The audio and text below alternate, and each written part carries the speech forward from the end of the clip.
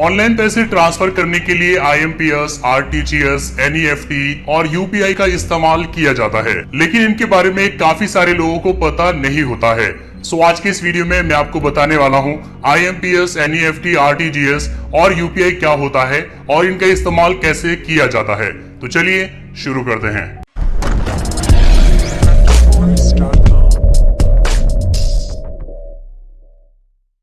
First है NEFT. NEFT का पूरा नाम है नेशनल इलेक्ट्रॉनिक फंड ट्रांसफर और ये एक तरीका है जो किसी भी बैंक के जरिए किसी दूसरे बैंक में अकाउंट होल्डर को पैसे भेजने का काम करता है।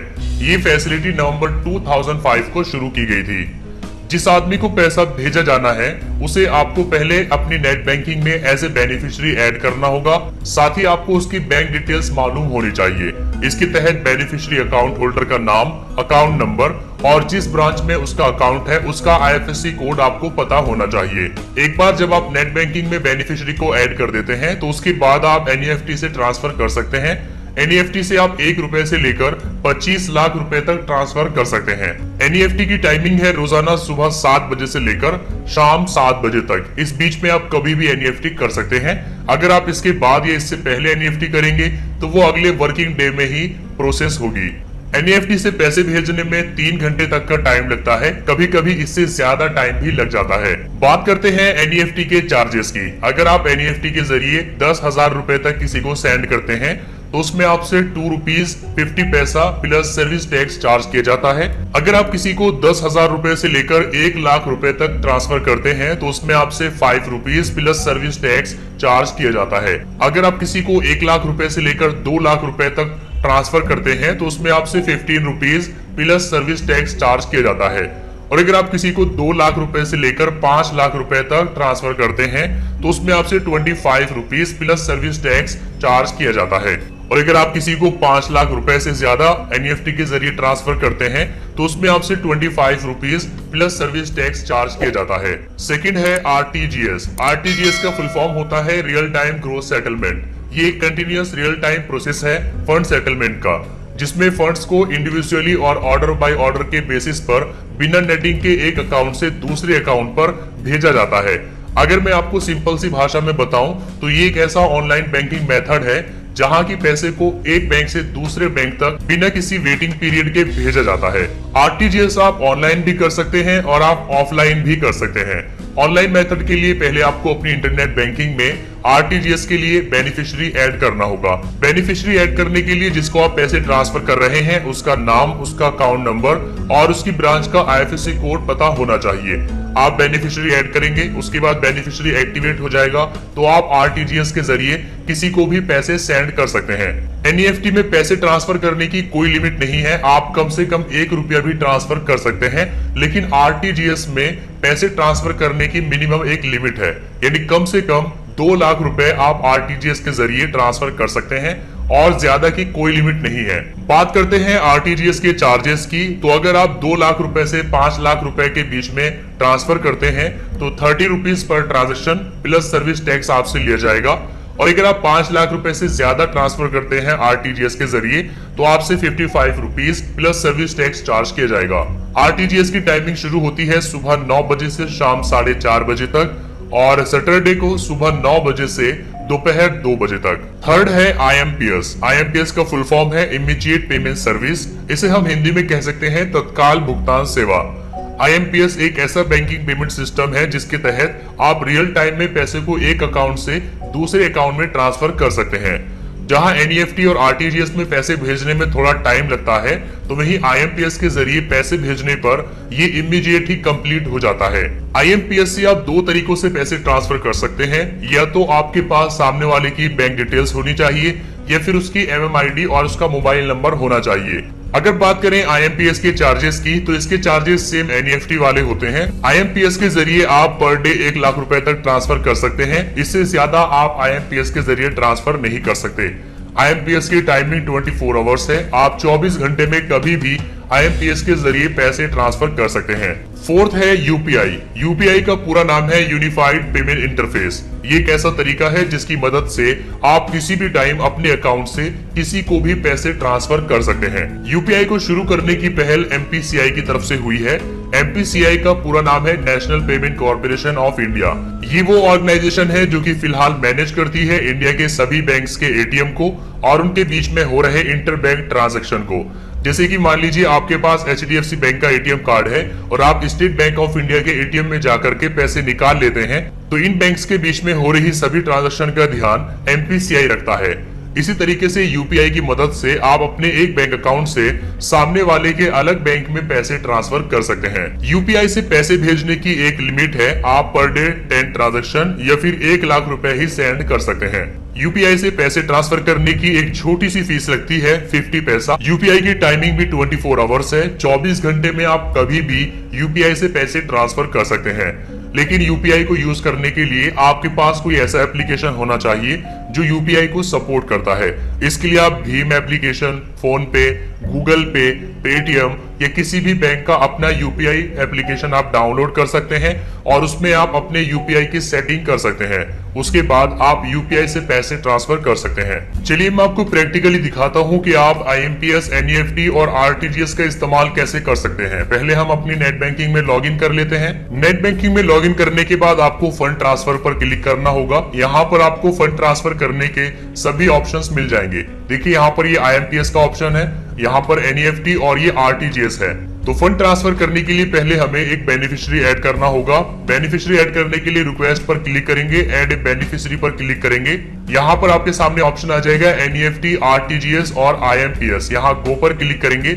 अब आपको यहाँ पर बेनिफिशियरी ऐड करना होगा, यानी जिसको आप पैसे सेंड कर रहे हैं उसका अकाउंट नंबर, उसका नाम और उसका IFSC कोड यहाँ पर डाल करके ऐड कर देना है।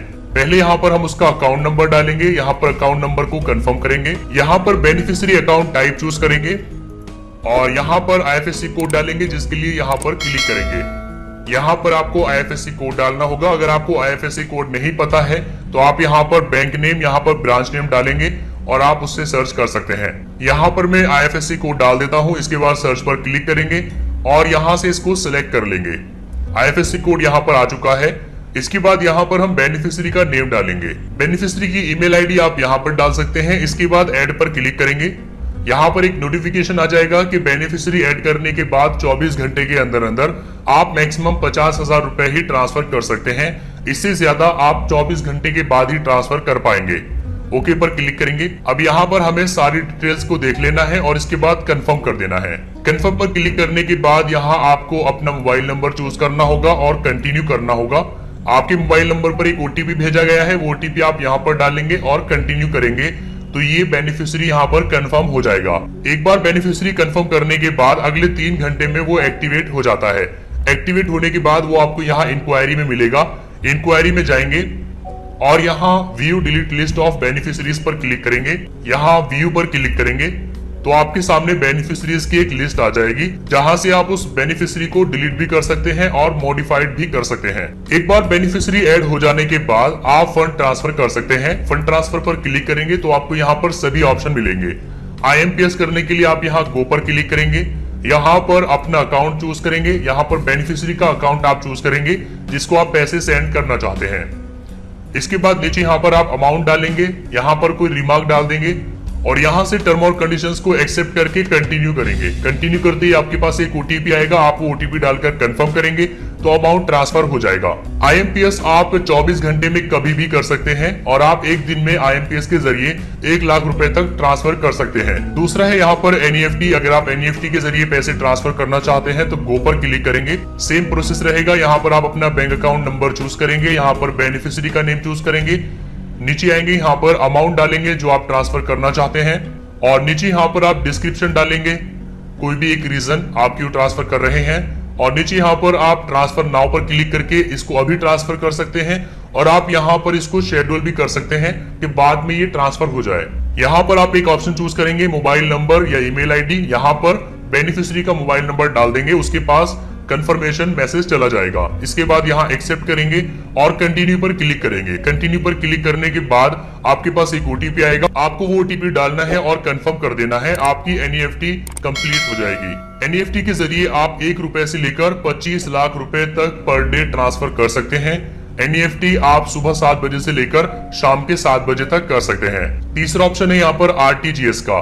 आरटीजीएस करने के लिए भी आप गो पर क्लिक करेंगे, यहाँ से अकाउंट चूज करेंगे, बेनिफिशियरी यहाँ से आप चूज कर लेंगे, पैसे किसको सेंड करना चाहते हैं। इसके बाद यहाँ पर आप अमाउंट डालेंगे। आरटीजीएस में आपको ध्यान रखना है कि आप 2 लाख रुपए से कम ट्रांसफर नहीं कर पाएंगे, तो कम से कम आपको यहाँ पर 2 लाख रुपए ट्रांसफर करने होते हैं। ज्यादा की कोई लिमिट नहीं है, आप जितने चाहे उतने ट्रांसफर कर सकते हैं। यहाँ पर एक डिस्क्रिप्शन देंगे और यहाँ एक्सेप्ट करेंगे और कंटिन्यू करेंगे। कंटिन्यू करते ही आपके पास ओटीपी आएगा, आप वो ओटीपी डालेंगे, सबमिट करेंगे तो आपकी आरटीजीएस यहाँ पर कंप्लीट हो जाएगी। आईएमपीएस का जो दूसरा तरीका है एमएमआईडी के जरिए पैसे ट्रांसफर करना, वो यहाँ पर है आईएमपीएस P2P। आप इस पर गो पर क्लिक करेंगे, यहाँ पर बेनिफिशियरी का मोबाइल नंबर डालेंगे, यहाँ पर एमएमआईडी, यहाँ पर अकाउंट चूज कर लेंगे अपना, यहाँ पर अमाउंट और कंटिन्यू कर देंगे। इसमें आपको बेनिफिशियरी ऐड करने की जरूरत नहीं पड़ती है।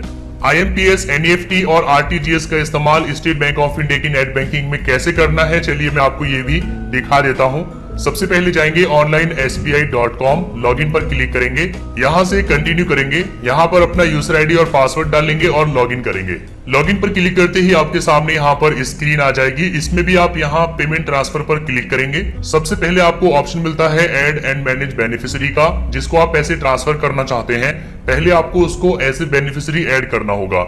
इसके लिए ऐड पर क्लिक करेंगे, यहाँ पर अपना प्रोफाइल पासवर्ड डालेंगे जो कि एसबीआई की नेट बैंकिंग में आपको दिया जाता है। यहाँ इंटर बैंक बेनिफिशियरी पर क्लिक करेंगे, यहाँ पर आप एक नेम डालेंगे, यहाँ पर अकाउंट नंबर डालेंगे, यहाँ पर अकाउंट नंबर को कंफर्म करेंगे। इसके बाद यहाँ पर आप उसका एड्रेस डाल सकते हैं, लेकिन जरूरी नहीं है। यहाँ पर आप एक लिमिट सेट करेंगे, कितने पैसे उसको एक बार में सेंड किए जा सकते हैं। यहाँ पर आईएफएससी कोड चूज करेंगे, आईएफएससी कोड यहाँ पर डाल देंगे, नीचे इसको एक्सेप्ट करेंगे और सबमिट कर देंगे।